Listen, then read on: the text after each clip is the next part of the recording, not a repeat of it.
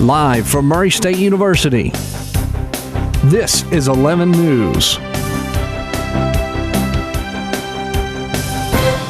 Good evening and welcome to 11 News for Thursday, March 26th. I'm Ron Beaton. And I'm Katie DeSillo. Murray State University students can now hit the books even later. Beginning this Sunday, Waterfield Library will remain open until 4 in the morning, Sunday through Wednesday. Although students will have an extra 2 hours, some services will be limited. Books and laptops will not be available for checkout. The extended hours are a trial run to gauge interest in late-night use of the library. We asked students how they feel about the new extended hours. I think it's important that students have the opportunity to study when they have the chance to, but personally I'll be sleeping during that time, so I don't think that I'll be using the library at 3 a.m. in the morning. Yeah, I would use the extended hours for a couple of reasons. The dorm life can be a little distracting, and I come here to do homework and get away from stuff, and I always have to pack up early and leave because they close at 12, and I keep on wanting to extend my homework time. So it would be really nice to have that availability to us. Although it would be nice to be able to check out books and stuff during that time. But that's nice that they're doing that at least. So. I won't use them all the way until 4 a.m. because I'm never up until 4 a.m. But during finals week, I will probably use them past midnight. So I think that's really, really great.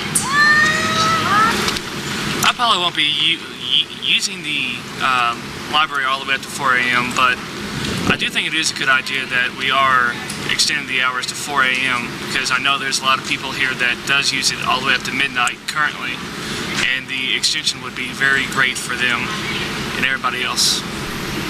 Library hours Thursday, Friday, and Saturday are not changing. Waterfield will be open until midnight on those days.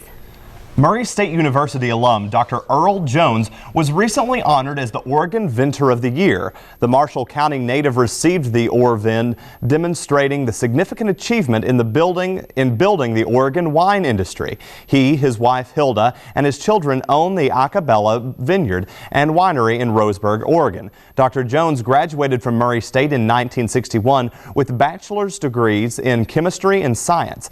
He was the recipient of the Distinguished Alumnus Award in 1990. Well, can you live without the lights for 1 hour? If you were around for Winter Storm 2009, you know we lived without lights for days. Murray State University is joining the push to turn off the lights for 1 hour at 8:30 Saturday night. The Lights Out event is called Earth Hour and is part of the World Wildlife Fund's commitment to go dark in what will be the largest climate event in history. More than 150 U.S. cities are taking part.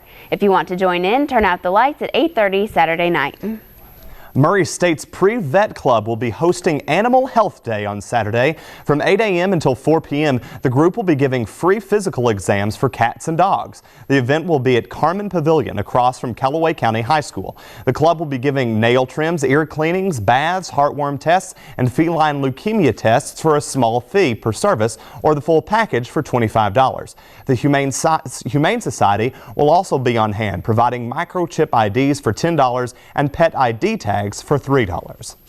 Murray State University's College of Education will be sponsoring lectures by Dr. Robert Cooter of Bellarmine University on March 26th and 27th. Cooter has played a very significant role in the implementation of several literacy programs across the U.S. and has written more than 60 journal articles and 19 books about reading education. The lecture on March 26th will deal with increasing literacy in schools from a federal perspective, while the lecture on the 27th will be geared more toward undergraduate education students. The lecture on the 26th is scheduled for 5 p.m. in room 240 of Alexander Hall, while the next day's lecture will also be held in the same room at 8:30 a.m. The largest security conference in the region is coming to Murray State. The annual Patterns of Distinction Conference will join the CFSBS Security Matters Conference to create the largest technology security conference in the region. Two speakers, Brad Lyde of Infragred and Lori Novak of Vanderbilt, will speak over the course of the conference. The event will be held April 2nd in the Curris Center of Murray State. It is free and open to the community, as well as MSU students and faculty. It seems Winter Storm 2009's effects are still very visible throughout the region, but not because of lack of effort. Contractors for the Kentucky Transportation Cabinet have collected over 1 million cubic yards of material in Kentucky's 12 westernmost counties served by District 1. As of now, contractors are readying to make their final pass along Callaway County state highways. Over the next several days, contract debris removal crews plan to work on Kentucky 121 North between the Callaway County-Graves County line and Murray. Kentucky 464, 150-50, 1836, and 18 through Elm Grove, Kentucky 94 will also be worked on. These work schedules are subject to change due to the weather, the quantity of debris, and other factors. It seems House lawmakers may not be considering bills that were submitted after the March 13th deadline before adjourning the year. This could very well leave the legislation proposed by the state Senate late in limbo. Such bills submitted after the March 13th deadline include new tax incentives for retaining and attracting Kentucky businesses, a plan to establish an authority to manage construction of new bridges over the Ohio River between Kentucky and Indiana, and a proposal that would require women seeking an abortion to have an ultrasound consultation before undergoing the procedure. It is possible that the House bill will look at these bills. However, it is very unlikely. It should be interesting to see how the story turns out. Is the spring weather here to stay? David Columbia has your latest weather forecast. And Jordan Sharp is in with all the racer sports action. Stay with us. Welcome back, ladies and gentlemen, to MSU TV 11. I'm David Columbia in with your 11 weather today.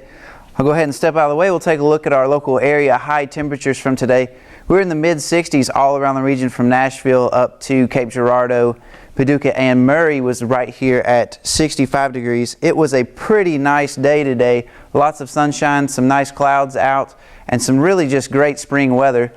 And that brings us in to look at our local estimated Doppler radar. You can see we just have a little bit of precipitation in the chart, not much at all.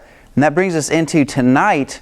We're looking at 53 degrees to be the low tonight. We'll have some scattered rain showers, and of course we'll have a chance of thunderstorms with those high temperatures working into the mix. And we'll go ahead and take a look at our 5-day planner for the week. Friday we're looking at a high of 60 degrees with some showers. We'll probably have showers on into the night on Friday, which will carry into Saturday morning. We'll have some thunderstorms on Saturday morning with a high of 61. Again, with those warm temperatures, we have those chances of thunderstorms. And on Sunday, we'll be partly sunny with 55, pretty nice day. On Monday, to start off the work week, we'll have 70 degrees for the high and partly sunny. Should be a really nice day. But again, we see with those high temperatures come in some more chances of storms and showers. That's all we have with weather today. We'll kick it over to Jordan with sports. Thanks, David. Hello, racer fans. You are in tune to 11 Sports. I'm Jordan Sharp, and here's what's happening for this Thursday.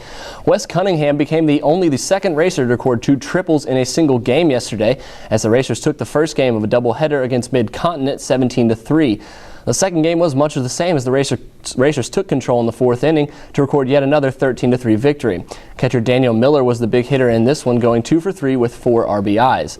MSU recorded a total of 18 hits aside their 13 runs. The Breds are in action next against Southern Illinois Edwardsville for the 3-game series tomorrow, Saturday, and Sunday afternoons. The racers then go on the road and then come back to Reagan Field on April 7th to face Evansville University.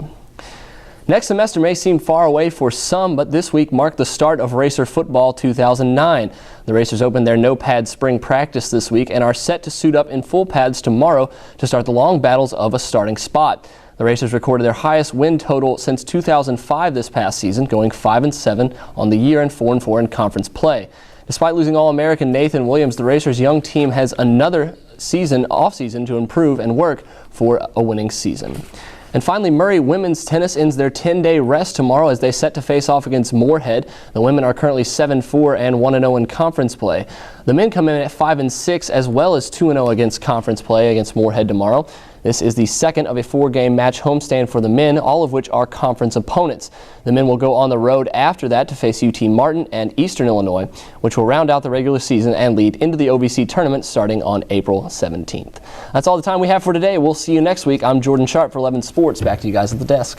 Thanks, Jordan. Well, that's also all the time we have for 11 News. I'm Ron Beaton reminding you tomorrow is Friday. But I'm Katie DeSillo. Have a great weekend, and we'll see you back here on Tuesday. Good night.